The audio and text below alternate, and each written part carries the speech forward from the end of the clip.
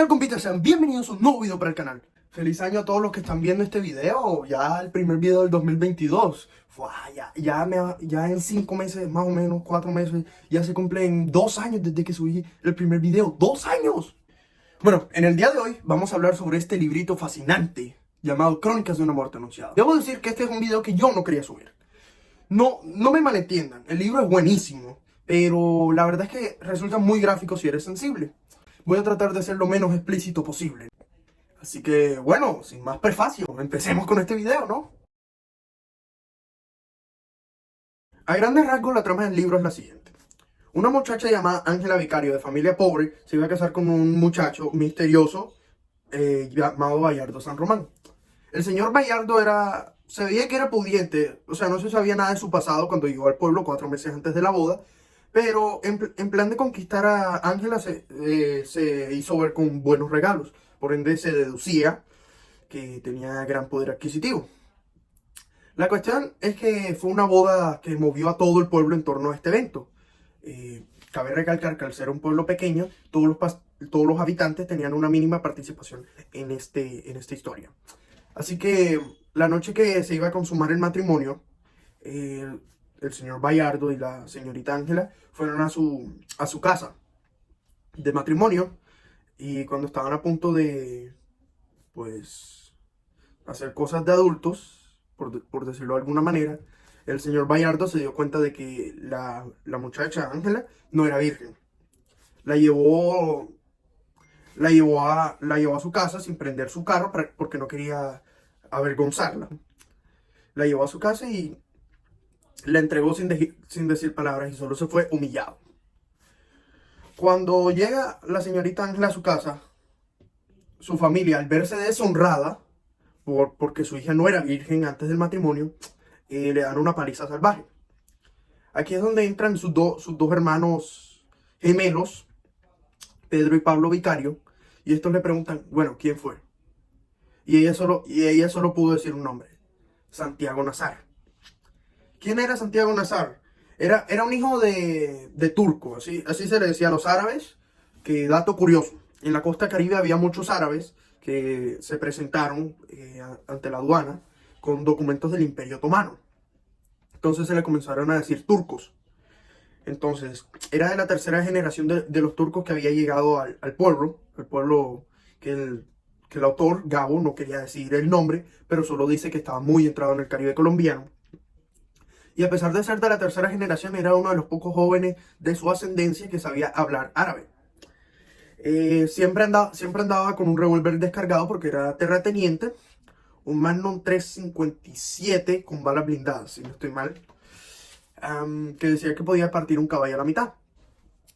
Él siempre andaba con este revólver descargado porque su papá, quien había fallecido recientemente, creo que 3 años antes de los hechos ocurridos aquí, bueno, el papá había tenido un incidente con una empleada cuando él tenía 4 años. O sea, como que la pistola estaba cargada y bueno, como que rebotó una bala, gracias a Dios, y no hubo ningún incidente.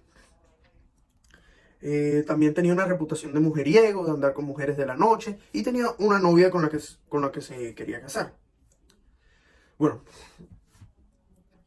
el caso es que después de la boda y después de todos estos sucesos, bueno, al día siguiente de los sucesos, imagínense, una boda es un evento donde la gente trasnocha.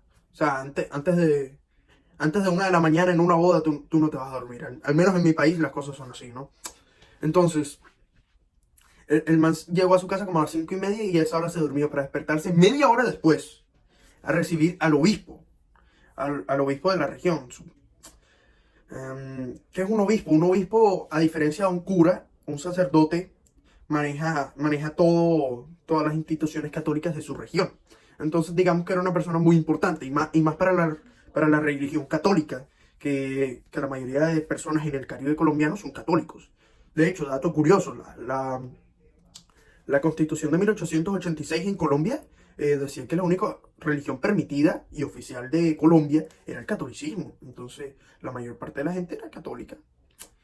Entonces, ya después se va a ver al obispo que llevaba por barco, aunque el obispo se especifica en el libro que odiaba al pueblo y que lo único que le gustaba era un sancocho de cresta de gallina.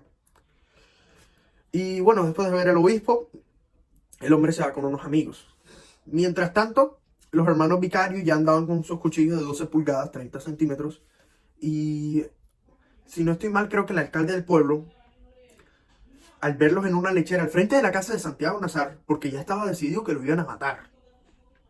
Entonces, al verlos enfrente de la casa, les quitó los cuchillos, pero ellos eran matarifes. ¿Qué es un matarife? Es una persona que sacrifica animales en el campo para comer.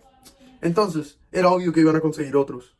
Y era obvio que eso no los iba a detener. O sea, nomás les quitó los cuchillos y les dijo que se fueran a casa. Cosa que ellos no hicieron. Entonces, entonces ellos fueron por todo el pueblo diciendo que iban a matar a Santiago Nazar. Y ya todo el pueblo lo sabía. Entonces, entonces simplemente, entonces simplemente se da el caso de que ya todo el mundo se enteró y después Santiago, que andaba con unos amigos, bueno, se separó de sus amigos y uno de los amigos recibió la información. Esta información trató de alcanzar a Santiago, pero cuando ya llegó ya lo estaban matando en la puerta de su casa a machetazos. Y él intentaba defenderse, pero ya era inútil. Ahora, pasando a hablar de mi percepción personal, me gusta, me gusta mucho que el cuento haya sido contado desde diferentes puntos de vista y en diferentes líneas de tiempo. Por ejemplo, ¿qué quiero decir con esto? En los capítulos no va siguiéndose una sucesión como tal, sino que cuentan una historia, después cuentan esa misma historia, pero desde otro personaje, después cuentan antes de lo que pasó en la historia, después cuentan la misma historia, después la cuentan un poquito más adelante, y es al final. O sea, en el cuento se dice varias veces que lo mataron, ¿no? Que le informaron a un personaje que ya murió, pero como tal, nosotros como lectores no podemos leer cómo murió, no podemos leer los sucesos de su muerte, sino hasta el final del libro. Y es supuestamente una... Es más, incluso, el escritor lo escribe como a modo de crónica. Y, y cuenta unas cosas del futuro, de lo que sucedió después de los hechos, lo que sucedió con Ángela, que después sí se llegó a enamorar de Bayardo y le escribió cartas y después se encontró otra vez. Le tocó irse del pueblo por la deshonra. Uno de los gemelos se fue para el ejército y nunca más se supo de él, el otro se casó. Y eso se cuenta incluso primero, antes que que el propio asesinato.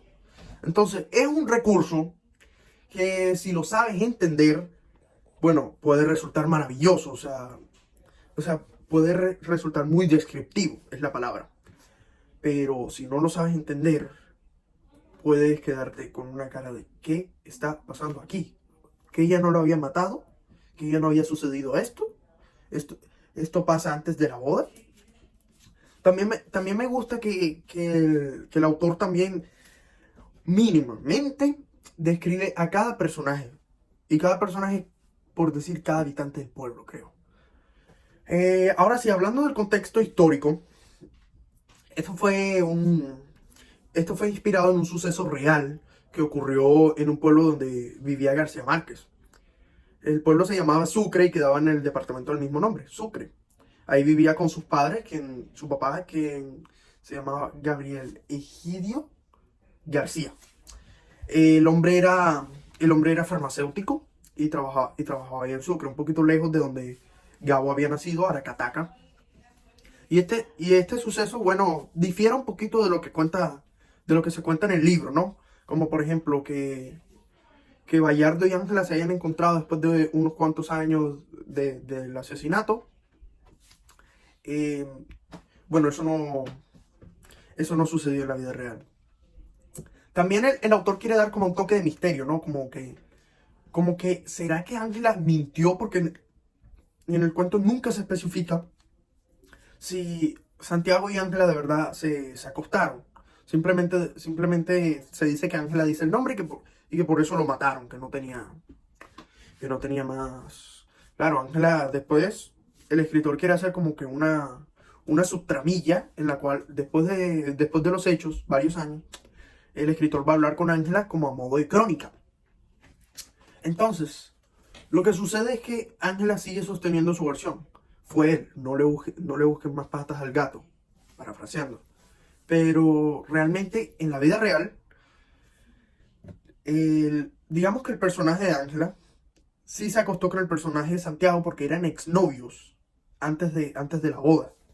Y sí ya era certero. Pero es que en el cuento, como tal, no es como la típica novela policíaca en la que se busca descubrir a un asesino, ¿no? Porque todo el mundo sabía quiénes eran los asesinos. Eh, Sino que simplemente el misterio no está enfocado en quién lo mató, sino realmente es justo que lo hayan matado. Que a ver, no estoy diciendo que aunque se haya acostado haya sido razón para matarlo, no. No hay razón para matar a otra persona, otro ser humano. Pero el misterio está enfocado en verdaderamente este man se acostó con esta vieja. Y bueno, la verdad es que en resumidas cuentas, el libro es muy bueno. Si lo sabes entender puede resultarte fascinante. Personalmente, como les digo, no lo quería reseñar, pero bueno, al fin me decanté porque sí. Eh, lo recomiendo si eres una persona, tú sabes, pues con estómago de acero, por decirlo así, y puedes soportar estas descripciones tan gráficas, hombre, pues tú puedes disfrutar el libro. Y si puedes entenderlo, el tema de los enfoques y tal, también lo puedes disfrutar. Pero si eres una persona sensible, hombre, la verdad es que no te lo recomiendo tanto porque tiene descripciones demasiado... O sea, te puedes hacer una imagen mental muy desagradable, ¿no? A este libro le doy un 8,5 porque la verdad es que es muy bueno, pero a su vez hace énfasis en personajes que la verdad no vale la pena que se hable, ni siquiera que se mencione. Es un libro que da, digamos, muchos rodeos, pero también es un libro corto y sé que si cumple con los requisitos que acabo de mencionar lo vas a disfrutar. Así que bueno, sin nada más que decir, dale like, comenta, suscríbete, compártelo con un amigo, que la idea es llegar a la mayor gente posible. Nada más que decir, bye bye, compitas.